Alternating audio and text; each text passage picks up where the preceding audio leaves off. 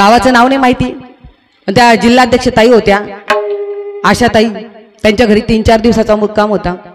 3-4 दिवसाचा मुक्काम होता आणि मग त्यांनी सांगितलं, ताई त्यांनी त्यांची कहाणी सांगितली. देवरा नवरा एवढा दारू पिणारा होता, 24 तास जर उठायचं ना तर आपण पाण्याने दात घासतो, तो दारूने दात घासायचा, गुळणी करायची दारू, एवढी नशा त्याला. 24 तास दारूच्या नशेत. बिचारी बाई संत संघाला जायची, स्वामीजींची भक्ती करायची हो, पण त्याला एकच थोडी व्यसन होतं, त्याला अजून एक व्यसन ताई, पत्ते खेळायचं. आता बघा, दुधात साखर टाकल्यावर गोड लागते ना, आता याला दारूचं पण व्यसन आणि पत्ते खेळायचं पण व्यसन. ती बाईच्या घरामध्ये एक पितळेचा हंडा नाही, कारण त्या बाईने कोणतंही आणलं की याने ते विकायचं, त्याचे पैसे आणायचे आणि दारूमध्ये घालवायचे. घरामध्ये अक्षरशः स्टीलचे जर्मनचे भांडे होते. घरामध्ये तिचा संसारही बिचारीचा जास्त नव्हता. ताई एवढी तरसलेली होती मी, या नवऱ्याला कसं सुधारावं ते कळत नव्हतं.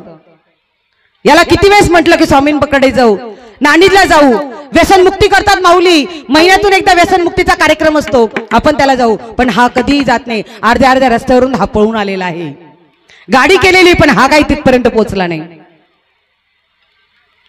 मग काय केलं ताई? काही नाही. मी म्हटलं हा सुधरत नाही तर जाऊ दे याला, मी तरी स्वामीजींचं सुधरते. आणि मला साधक दीक्षेची माळ घालायची होती. जिल्हा कोणता होता? धुळे जिल्हा. ती राहणारी होती जळगाव जिल्ह्यामध्ये. धुळे जिल्ह्यामध्ये जगद्गुरु माऊलींचं आगमन झालं आणि त्या ठिकाणी साधक दीक्षेचा कार्यक्रम होता. तिने ठरवलेलं होतं गावातून लोकांच्या शेतावर जायची, मोलमजुरी करायची. ते पैसे गोळा करून आणलेले होते आणि 500 रुपयाची नोट होती. मला उद्या आता जायचं आहे, माऊलींच्या दर्शनाला जायचं आहे, साधक दीक्षा घ्यायची आहे, तिथे सामान लागेल, मला पैसे लागेल. 500 रुपयाची नोट कुठं ठेवावं, कुठं ठेवायचं? साखरेच्या डब्यात जरी ठेवली तर हा तिथे जाणार, तुरीच्या डाळीच्या डब्यात ठेवली, तांदळाच्या डब्यात ठेवली, याला सगळे डबे माहिती आहे. आता करायचं काय? नवरा जिथे नाही तिथे जातो. व्यसन लोकांना माहिती आहे कुठे ठेवायचे. आणि म्हणून तिने काय केलं, जी जगद्गुरु माऊलींचा ग्रंथ होता ना, त्या ग्रंथामध्ये 500 रुपयाची नोट घालून ठेवली. इथे अजिबात तो जाणार नाही, तिला गॅरंटी होती इथे तो जाणार नाही. आणि बिचारी दुसऱ्याच्या कामाला गेली हो. 2 दिवस अगून तिची मजुरी त्या 500 रुपयाची तिने स्वामींच्या ग्रंथामध्ये ठेवली. आता दुसऱ्या दिवशी जायचं, संध्याकाळी 6-7 वाजता घरी आली आणि बघायला लागली की माझी 500 रुपये असेल का. ती पोथी उचकून बघितलं, प्रत्येक पान बघितलं, पण ते 500 रुपये गेलेले होते. नवऱ्याने ते 500 रुपये घेऊन गेलेला होता. आणि त्या दिवशी इतकी रडली ती स्वामींच्या तस्वीरी समोर. माऊली, अहो मला तुमच्याकडे यायचं होतं, मला गुरु करायचे होते माऊली तुम्हाला. कधी एकदा तुम्हाला भेटते असं झालेलं आहे, मन हुरहुर झालेलं आहे. मला तुमची आस लागलेली माऊली, मला तुमच्याकडे यायचंय. पण आता हे 500 रुपये सुद्धा माझ्या नवऱ्याने घेऊन गेले. एवढी मी कर्मदरिद्री आहे माऊली, मला तुमच्याकडे यायचंय. मी कशी येऊ? आई डोळ्यातून गळागळा तिचं पाणी वाहत होतं, व्याकुळ झालेली होती. फोटो होता स्वामींचा, तो जवळ घेतला आणि जसं आईला जवळ बिलगून एखादी पोर रडते ना, त्याप्रमाणे ती आशाताई रडत होती. अश्रुधारांचा पूर येत होता. माऊली, आता पैशाशिवाय कोण येऊ देतं तुमच्यापर्यंत? माझ्या जवळचे पैसेही गेलेले, आता कशी मी तुमच्यापर्यंत पोहोचू? माऊली करते. अर्धा 1 तास झाला रडत होती आणि त्या रडत असताना गावातले लोक तिच्या घरासमोर उभे राहिले. गावातले लोक आले, आशा अगं इकडे ये. ती डोळे पुसत बाहेर गेली. काय काम आहे? कशासाठी मला बोलवलं? अगं तुझ्या पोरांना सांग एक पिशवी घेऊन यायला. कशासाठी पाहिजे पिशवी?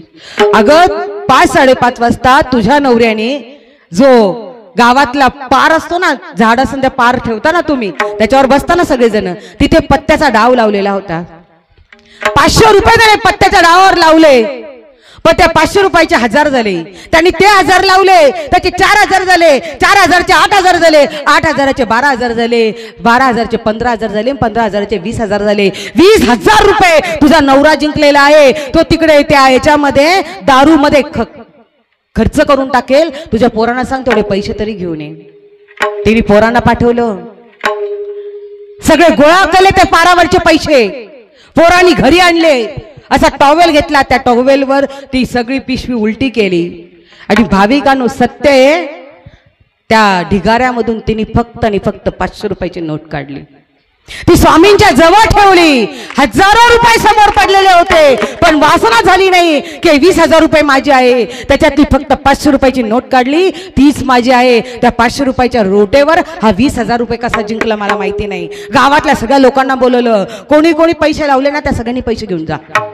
गावातल्या सगळ्या लोकांनी आपापले पैसे घेतला. नवऱ्याने खूप शिव्या दिल्या तिला, तू शिव्या दे मला मार, पण मी लोकांचे पैसे असे घेणार नाहीये म्हणे.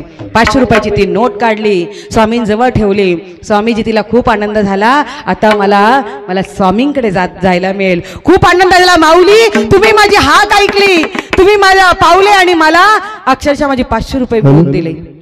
नरेंद्र स्वामी मावली माझी पावली कुणाला, नरेंद्र स्वामी मावली माझी पावली कुणाला, बसली मठाला पावली भोळ्या भक्ताला, बसली मठाला पावली भोळ्या भक्ताला.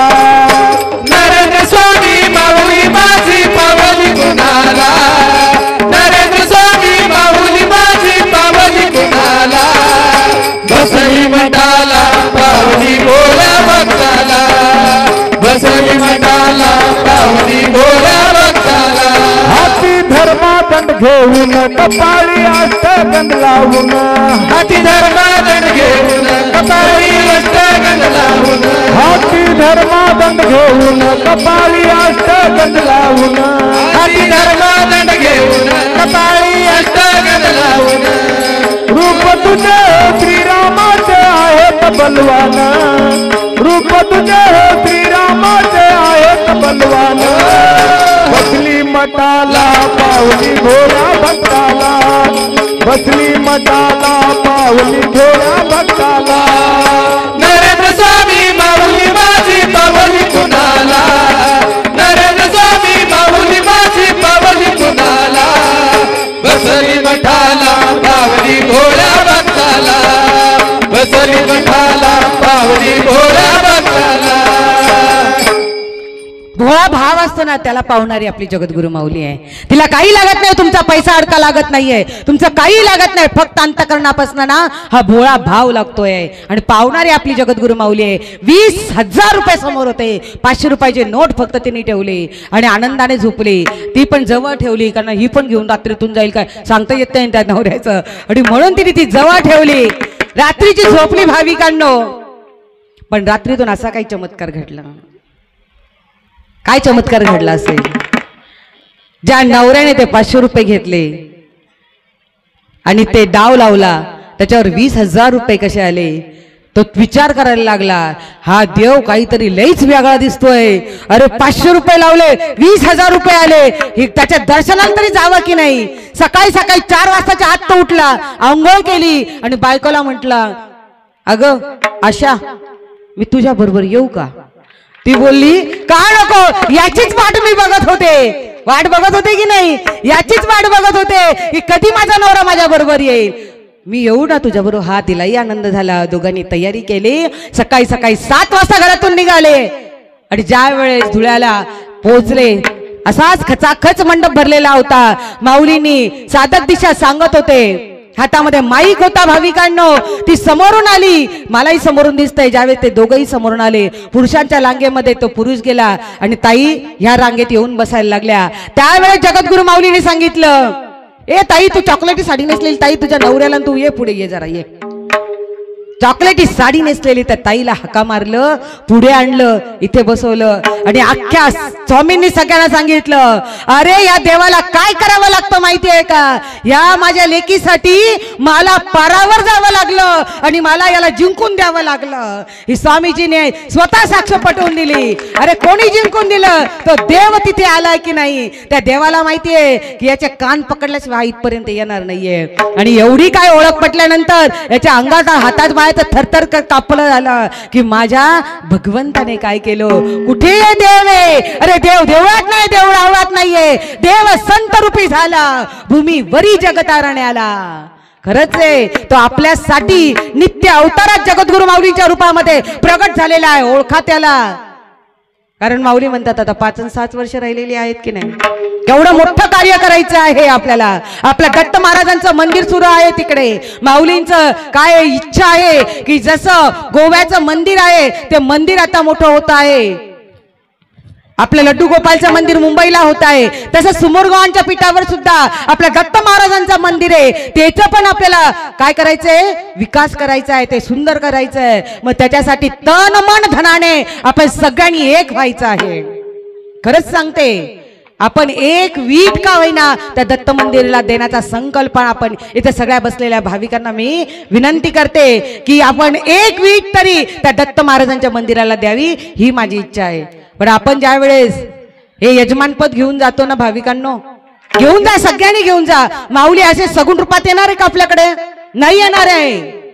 निर्गुण रूपात जर घेऊन जायचं असेल तर ही यजमानपदाची आपली तस्वीर आहे. जगद्गुरु माऊलींना घेऊन जा घरी. 8 दिवस आपल्या घरी ठेवा. आपले सुख दुःख माऊलींना कळणार आहे. पण एक गोष्ट करा ना, खर्च मात्र करू नका. माऊली काय म्हणतात, तेच पैसे वाचवा. तुम्ही अख्ख्या गावाला जेवण घालतात, काही गरज नाहीये. आज घातलं की आज संत संघाचं ओपनिंग आहे, आजच्या माध्यमातून अख्ख्या गावाला काय आजूबाजूच्या सगळ्या गावांना तुम्ही जेवण देताय. पण याच्या पुढे संकल्प करा की माझ्या गुरुदेवांना घरी घेऊन जाऊ. कारण माऊलींचे शब्द आहे की मला घरी घेऊन जाताना हार घालायची गरज नाहीये. एक तुळशीचं पान जरी माझ्याजवळ ठेवलं ना तरी चालेल. एक फूल जरी तुम्ही ठेवलं, नका तो 10-15 हजार रुपयाचा 10-15 रुपयाचा हार घालू. नका दिवसभर तुम्ही दिवे लावू. संध्याकाळी नुसता एक दिवा लावला तरी चालेल. कारण ज्याच्याजवळ पैसे आहे तो सगळं डामडौल करतो, पण ज्याच्याजवळ पैसे नाहीये त्याने यजमानपद घ्यायचं नाही का? त्याला वाटतं ना मग ह्या ताईने एवढं केलं तर मलाही करावं लागेल. कशाला कर्ज काढून सहन करता हो? काही गरज नाहीये. गुळ फुटाण्याचा प्रसाद द्या प्रत्येकाला, पण कोणताही खर्च करू नका. गुरुदेवांना चटणी भाकर जी आहे ना ती तुम्ही जी खालात ना ती त्यांना द्या. 8 दिवस तुमचा संसार कसा दुःखात आहे सुखात आहे त्या आईला बघू द्या. आणि पण करायचं असेल ना तर आपल्या पीठ विकासासाठी, आपल्या समोरगावांच्या पीठासाठी पाथरीला जे मंदिर आहे ना त्या मंदिराला देणगी द्या की. मग तुम्हाला 5,000 द्यायचे असेल ते द्या, 7,000 द्यायची द्या, 11,000 जरी यायची असेल तर तिथे तुम्ही द्या. तो पैसा तिकडं कामाला येईल ना. गुरुदेवांची मनातली इच्छा आहे ना, नुसतं मुखामध्ये अन्न घालून नाही चालत आहे. अन्नदान करायचं असेल तर पाथरीला अन्नदान करा. 10,000चं अन्नदान आहे आपल्याला, 1 दिवसीय अन्नदान आहे, अखंड अन्नदान आहे, त्याच्यामध्ये सहभागी घ्या. पण बाकीच्या भाविकांनो खरंच हात जोडून विनंती आहे की कोणताही खर्च यजमानपदाला करू नका. आज आपण माऊली म्हणतात ना, एक ताई होती तुम्हाला सांगते नाशिकची गुरुसेविका आहे. मी आज गुरूंबरोबर ज्याची सेवा करते ना ती ताई पण जाधव ताई आहे आमच्या नाशिकच्या, त्याही सेवा करताय. एकदा अशी परिस्थिती होती, आज लाखाच्या गाड्या आहेत त्यांच्याकडे, पण एक वेळेस अशी परिस्थिती होती की त्यांच्याजवळ तेल सुद्धा नव्हतं. घरामध्ये 2 टायमाचं तेल नव्हतं. छोटे छोटे पोरं होते, लोकांच्या पोळ्या लाटायला ती ताई जायची. घरी आल्यानंतर तर पोळा चोरून पोळ्या आणायचे. ते 10 पोळ्या करायची, त्याच्यातल्या 2 पोळ्या बॅग मध्ये भरायची. कोणत्या? जे छोटे छोटे पोरं यायचे ना त्यांच्या बॅग मध्ये भरून ती ताई घरी यायची. आणि अशा वेळेस तिला संत संघ भेटला. संत संघाला जायला लागली आणि यजमानपद मागितलं, यजमानपद घेतलं. पण घरी ते दिवे लावायला नाही, तर दिवे लावता नाही त्याला तेल सुद्धा नव्हतं. सत्य घटना आहे. तुम्ही जर कधी आपल्या पीठावर आलात आणि मला भेटलं तर त्या ताईची तुम्हाला ओळख करून देईल. कुसुम जाधव ताई आहे. घरी यजमानपद नेलं. सकाळी आम्हाला 4:30-5 ला उठावं लागतं. काकड आरती करायची, सांज आरती करायची, धुपारती करायची, शेजारती करायची, सगळ्यांना माहिती येते. माऊली तुम्ही माझ्या घरी खरं आलात, पण लोकांकडनं पोळ्या चोरून आणते हो मी. घरात गव्हाचं पीठ नाहीये, भाजी चोरून आणते, पोळ्या चोरून आणते. तेल तर कुठे? तेल तिखट मीठ नाहीये, मिरची नाहीये घरात, नवरा दारुडा आहे. माझ्या ज्याच्यावर घर चालतंय तुम्हाला तर घेतलेलं आहे. आता काय करायचं? माऊलीनं आणून ठेवलं. रात्रीचं संध्याकाळी 7 वाजलेले होते. माऊली, माझ्या भाजीला तेल नसलं तरी चालेल, माझ्या पोळ्यांना तेल नसलं तरी चालेल ना, पण तुमच्या देव्याला तेल पाहिजे, तुमच्या दिव्याला तेल पाहिजे. म्हणून तिने काय केलं, मुलाला, तिचा मुलगा विवेक नावाचा आहे, आज तो मोठा युवा प्रमुख झालेला आहे नाशिक पीठावर. त्या विवेकला सांगितलं, छोटा होता तो, त्याला सांगितलं जा रे वाण्याकडे जा, दुकानदाराकडे जा आणि त्याला सांग की 1/2 किलो पावशर म्हणता ना आपण, तेवढं तेल दे. आमचे पैसे आले ना मम्मी तू लिहून ठेव उधारीवर, आणि मम्मी पैसे नंतर दे. गेला तो विवेक. आईने ना तेल मागितलं पावशर. कशाला पाहिजे? नाही आम्हाला खायला नकोय पण दिवा लावायला पाहिजे. आमच्या घरी जगद्गुरु नरेंद्राचार्यजी माऊली आलेले ना, त्यांची आरती करायची आहे, तेल पाहिजे त्याच्यासाठी. तो बोला अगोदरच एवढं 3-4 हजाराचं सामान नेऊन ठेवलेलं आहे, आता परत तुला काय देणार आहे उधारीवर? आता काय उधारी देणार नाही. ओ द्या ना, आमचे गुरु आलेले ना, द्या ना. एवढासा छोटासा मुलगा म्हणतोय द्या, आमचे गुरु आले हो, आमच्या गुरूंची आरती करायची हो, आम्हाला द्या ना, थोडंसं तेल द्या, थोडंसं द्या, थोडंसं द्या. आटपाव दिला तरी चालेल, थोडं तेल द्या. तो ओरडायला लागला, कसलं तेल अंका एक तेल? एवढे तुझे गुरु जर श्रेष्ठ आहे ना, तुझ्या छातीवर जे कवच लावलेलं आहे ना, ते कवच माझ्याजवळ ठेव गहाण. काय बोलला? ते कवच गहाण माझ्याजवळ ठेव आणि मग तुला मी तेल देतो. तो नाईलाज झाला, एवढूसा पोरगा. माझ्या शर्टावरचं कवच द्यावं लागणार आहे आता. त्याने ते कवच काढलं, जड अंतकरणाने त्या समोरच्या दुकानदाराच्या हातात ठेवलं आणि नंतर त्यांनी ते तेल दिलं. ते दुकानदाराने ते ड्रॉ मध्ये ठेवलं. घरी आल्यानंतर आईच्या हातात ती छोटीशी तेलाची पिशवी दिली भाविकांनो, पण ढसा ढसा रडायला लागला. इतका रडायला लागला, मम्मी आपले गुरु आज गहाण राहिले ग, आपले गुरु आज गहाण राहिले. एवढ्याशा तेलासाठी आपल्या गुरूंना गहाण ठेवावं लागलं मला. माझं कवच तिथे ठेवलं मी आणि तसं आलो. मम्मी मला माफ कर ग, मम्मी मला माफ कर. त्या आईने ऐकलं, तिच्याही काळजाला चरे पडले. हे भगवंता, अरे या लेकरासाठी तू आज त्या दुकानदाराच्या ड्रॉवर मध्ये गेला, उधारीवर ती तेल आणलं, उधारीसाठी तू तिथे थांबला. ती ताई पण ठाई मोकलून रडली. रात्रभर त्याने कोणी घरामध्ये अन्न शिजलं नाही. का तर माझा कवच, माझे कवच नाहीये, माझे सद्गुरू आहे. हे सद्गुरू आज माझ्या दुकानदाराकडे गाण राहिलेले, याच्याने त्यांना खूप दुःख झालं. का तर जीवा भावाचं प्रेम जर कोणावर करायचं असेल ना भाविकांनो, ते गुरूंवर करा. नवऱ्यावर जेवढं प्रेम करायचं ना, त्याच्या 1000 पट आपल्या गुरूंवर प्रेम करा. काय आनंद आहे त्याच्यामध्ये. रात्रभर ते नवरा बायको पोरं कोणीही जेवलं नाही, कोणीही जेवलं नाही. माऊलींना दिवा लावला त्या तेलाचा. पहाटे उठली, हातामध्ये खराटा घेतला, दरवाजा उघडणार आणि आता सगळी खराट्याची घाण ती काढणार होती.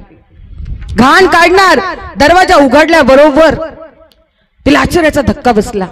का तर दरवाजा उघडला, बाहेर सगळा अंधार होता. 4 वाजलेले होते, पहाटेची काकड आरती करायची होती. पण तुमच्या आपल्या भगिनींना काय पाहिजे होतं की झाडून झुडून घ्यायचं, सडा टाकायचा आणि मग माझ्या गुरूंची काकड आरती करायची. आहे की नाही? तसं वाटतं की नाही? तसंच तिला वाटलं की खराट्याने झाडून घ्यावं.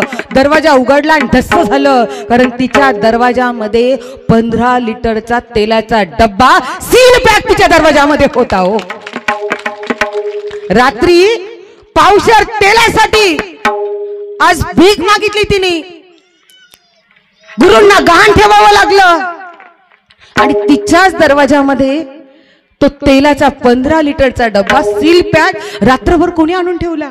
अरे कोणी काय, या जगद्गुरु नरेंद्राचार्यजी माऊली तिथपर्यंत पोहोचले. माझं लेकरू रडताय रात्रभर, काटण्याचा पोटाचा कण सुद्धा त्यांच्या पोटामध्ये गेलेला नाही. माझ्यासाठी माझं लेकरू रडताय. तिथपर्यंत त्या आईलाच काळजी वाटली. 15 लिटरचा डब्बा, सील पॅक तो डब्बा. आनंद वाटला, आरत्या केल्या, स्वयंपाक केला आणि मग तेच तेल घेऊन नाणीजला गेली. माऊली बघितलं का, माझ्या दारामध्ये 15 लिटरचा डबा. माऊली म्हटलं गप बाई, ठेवायला कोण आलो तर हे तुला चांगलं माहितीये. अरे ठेवणारा कोण होता? हा जगन्नाथ आहे, ज्याने अख्ख्या जगाचा धुरातने सांभाळलेली आहे. असा जगाचा जगन्नाथ जगद्गुरु नरेंद्राचार्यजी माऊली अशक्य ते शक्य करतील. स्वामी स्वामी नरेंद्राचं येड लागलं मनाला, स्वामी नरेंद्राचं येड लागलं मनाला. अंतरीचा अनुभव सांगू कुणाला, अंतरीचा अनुभव सांगू कुणाला. स्वामी नरेंद्राचे वेड लागले मनाला, स्वामी नरेंद्राचे वेड लागले मनाला. अंतरीचा अनुभव सांगू कुणाला, अंतरीचा अनुभव सांगू कुणाला. काय सांगू बाई या नरेंद्राचे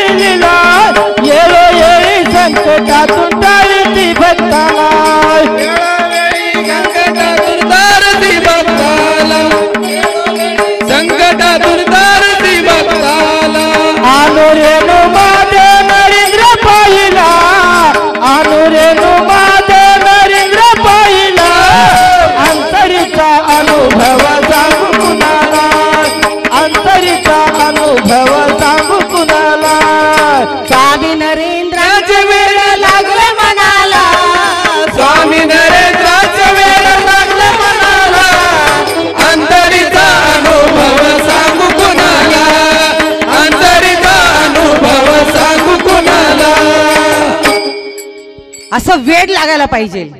आणि ज्याला वेड नाही लागत ना त्याला दुसरीकडचंच वेड लागतं, मग पोटाकडे जातं त्याचं वेड, आहे की नाही. वेड लागलं तर तहान भूक माणसाने विसरायला पाहिजे. आणि ज्या वेळेस असं होतं ना देहाकडेही लक्ष लागत नाही, ती खरी भक्ती होते हो आपली. आणि अशी भक्ती आपल्याकडनं होणं गरजेचं आहे. कारण जगद्गुरु माऊलींनी सांगितलं जी जी आहे अडचण असेल ती ती माऊली सोडवणारच आहे. हजारो नाही, लाखो नाही, कोटी लोकांनी हा आपला अनुभव घेतलेला आहे. किती तरी अनुभव आहे, सांगता सांगताना दिवस जाईल, रात्र जाईल, महिने जातील, वर्ष जातील, तरीही संपणार नाही. एवढे अनुभव आपल्या सगळ्यांच्या पाठीमागे आहे. म्हणून जगद्गुरु माऊली म्हणतात उपास तपास करू नका, व्रत वैकल्य करू नका, फक्त आणि फक्त 10 मिनिटं भक्ती करा आणि सेवा मात्र करा.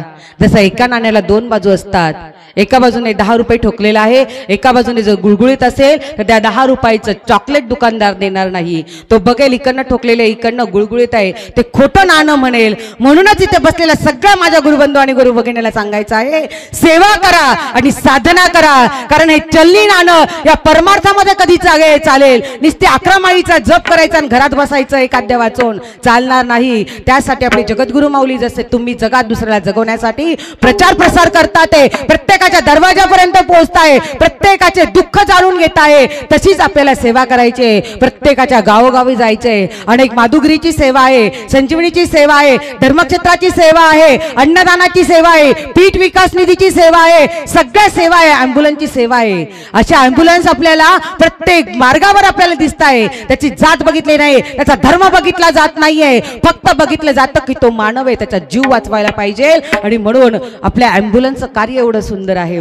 सगळ्यात महत्वाचं देहदानाचं कार्य आहे. कारण जगद्गुरु माऊलींनी सांगितलेलं आहे की प्रत्येक गाणे मी जर जगतो आहे ना तसं दुसऱ्याला जगवण्याचा अधिकार माझ्याजवळ आहे. आणि त्या अधिकाराचा वापर करायचा आहे. भाविकांनो आपली भक्ती करायची आहे, संत संघ मोठा करायचा आहे. आज या संत संघाचं बी रोवलेलं आहे, त्याचं छोटंसं झाड आहे, पण आता तो वटवृक्षामध्ये कधी होईल ज्या वेळेस तुम्ही सगळेजण एकत्र याल, हा भक्तीचा आनंद द्विगुणित कराल आणि लोकांना याच्यामध्ये सहभागी करून घ्याल. आणि मग आपला हा वटवृक्ष संत संघाचा झाल्याशिवाय राहणार नाहीये.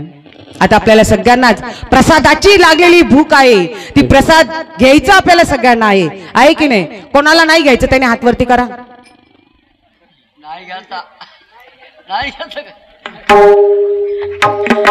तुम्हाला नाही घ्यायचं भाऊ प्रसाद बाय, 2-3च हात वरती लागले म्हणजे 75 नाही 95% लोकांना प्रसाद घ्यायचा आहे. पण त्यांनी प्रत्येकाने आता जगद्गुरु माऊलींनी आणलेला ती माधुगिरी आपल्याला घेतली की नाही, ती शिदोरी आपल्याला मिळालेली आहे.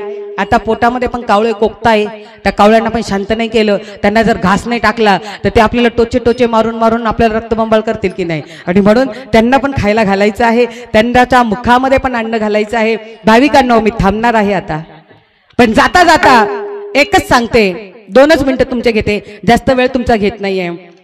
आता मी येतानाच एक गाडी बघितली, नांदेडला उतरली आणि गाडीत बस बस बस जी बस होती भरत होती, त्या बसकडे बघितलं आणि देगलूर नाव ऐकलं. मला लगेच आठवलं की या नांदेडमध्ये मी कधीतरी 4-5 वर्षापूर्वी प्रवचनाला आलेली होती. आता यांच्याकडे तर नेहमी उदगीरला आलेलीच होती प्रवचनाला, नांदेडला आलेली होती प्रवचनाला.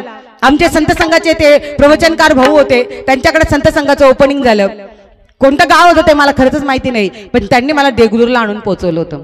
7:30-7:45 दरम्यान देगलूरला आली आणि देगलूरहून 1-1.5 तास लागतो आपल्याला फक्त नांदेडला पोहोचायला. 8 वाजता मी गाडीमध्ये बसली. शेवटची गाडी माझी कल्याणला जायची होती, 9:30ची गाडी.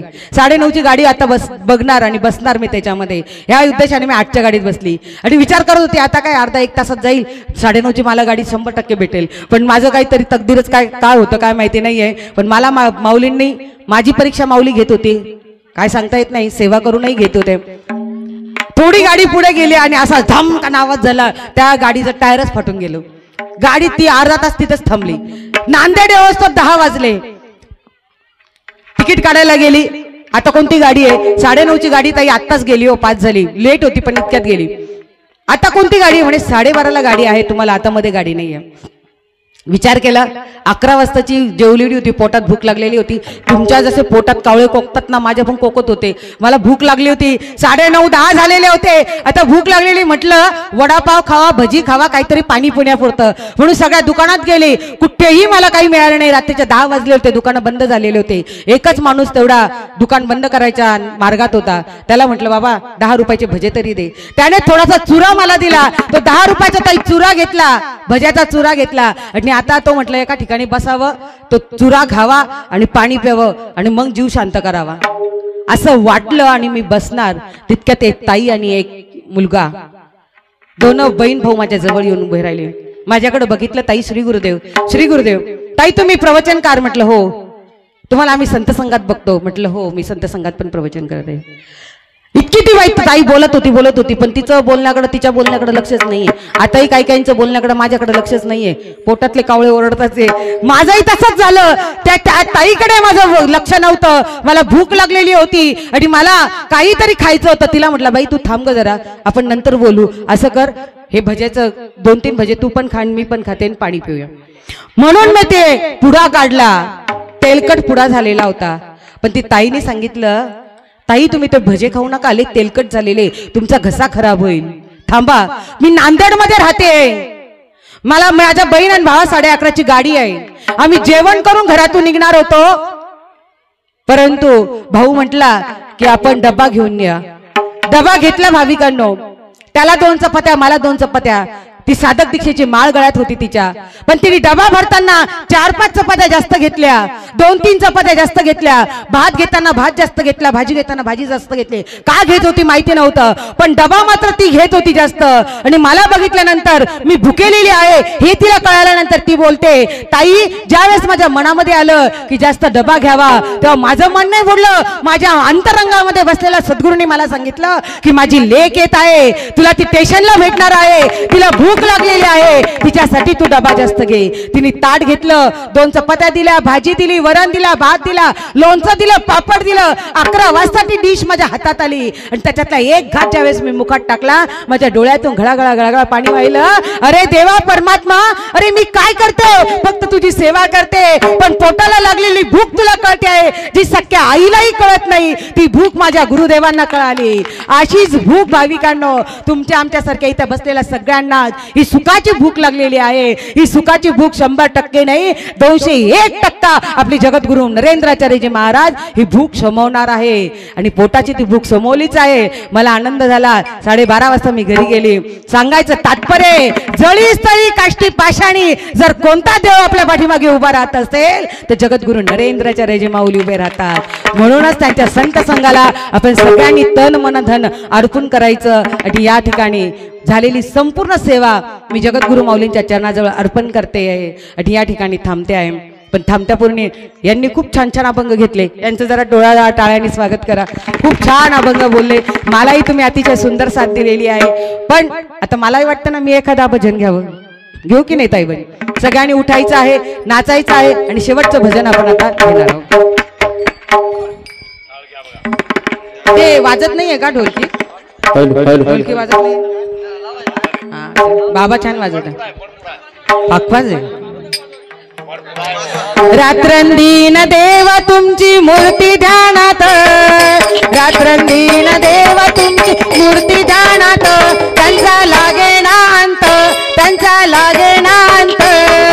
स्वप्नात आले माझ्या नरेंद्रनाथ, स्वप्नात आले माझ्या नरेंद्रनाथ. रात्रंदीन देव तुमची मूर्ती ध्यानात, तुमचा लागे नाथ, स्वप्नात आले माझ्या नरेंद्रनाथ, स्वप्नात आले माझ्या नरेंद्रनाथ, स्वप्नात आले माझ्या नरेंद्रनाथ, स्वप्नात आले माझ्या नरेंद्रनाथ. दिव्य स्वरूपी साडा टाकत होते अंगणात, अल्लग म्हणून भिक्षा मागत आले दारात. दिव्य स्वरूपी साडा टाकत होते अंगणात, अल्लग म्हणून भिक्षा मागत आले दारात. नरेंद्रनाथांची पाऊल उठली माझ्या अंगणात, नरेंद्रनाथांची पाऊल उठली माझ्या अंगणात. त्यांचा लागे नांत, त्यांचा लागे नांत,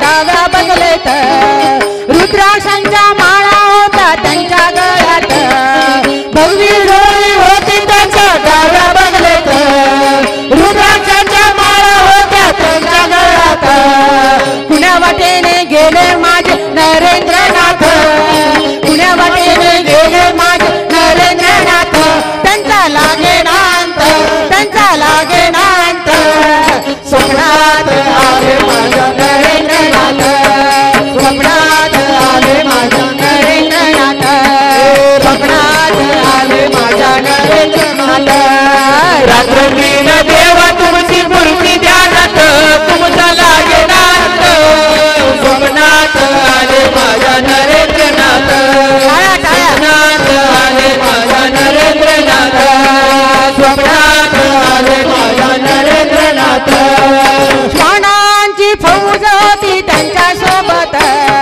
श्वानांना भाकर टाकत होते भगवंत श्वानांची फौज होती त्यांच्या सोबत श्वानांना भाकर टाकत होते भगवंत बघा बघा हिरापुरी मध्ये आले नरेंद्र बघा बघा हिरापुरी मध्ये आले नरेंद्र त्यांचा लागे नांत त्यांचा लागे नांत स्वप्नात आले माझ्या नरेंद्रनाथ स्वप्नात आले माझ्या नरेंद्रनाथ रात्रंदिन देवा तुमची मूर्ती ध्यानात तुमचा लागे नाथ स्वप्नात आले माझ्या नरेंद्रनाथ स्वप्नात आले माझ्या नरेंद्रनाथ स्वप्नात आले माझ्या नरेंद्रनाथ भक्तांचा मेळा होता त्यांच्या सोबत भक्तांचा मेळा होता त्यांच्या सोबत खडावांचा नाद घुमतो माझ्या गाण्यात खडावांचा नाद घुमतो माझ्या गाण्यात ओम नरेंद्र मंत्र ठेवा आपल्या ध्यानात ओम नरेंद्र मंत्र ठेवा आपल्या ध्यानात त्यांचा लागे नाथ त्यांचा लागे नाथ स्वप्नात आले माझ्या नरेंद्रनाथ स्वप्नात आले माझ्या नरेंद्रनाथ रात्रंदिन देवा तुमची मूर्ती ध्यानात लागे नाथ स्वप्नात आले माझ्या नरेंद्रनाथ स्वप्नात आले माझ्या नरेंद्रनाथ स्वप्नात आले माझ्या नरेंद्रनाथ आले आले आले माझे गुरुराज आले आले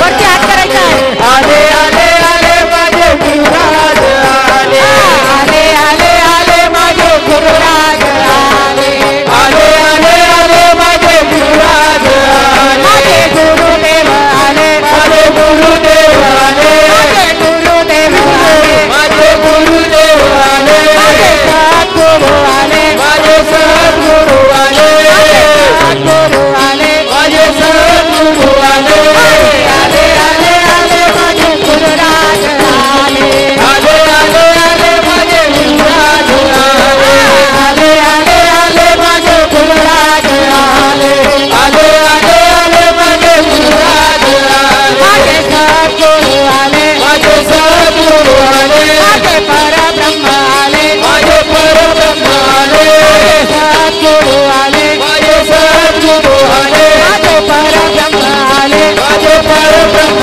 आले आले आले आले गुरुराज आले आले आले आले माझे गुरुराज आले आले आले आले माझे गुरुराज आले आले आले आले माझे गुरुराज आले माझे श्रीराम आले माझे श्रीराम आले माझे श्रीराम आले माझे श्रीराम आले माझे श्रीकृष्ण आले माझे श्रीकृष्ण आले माझे श्रीकृष्ण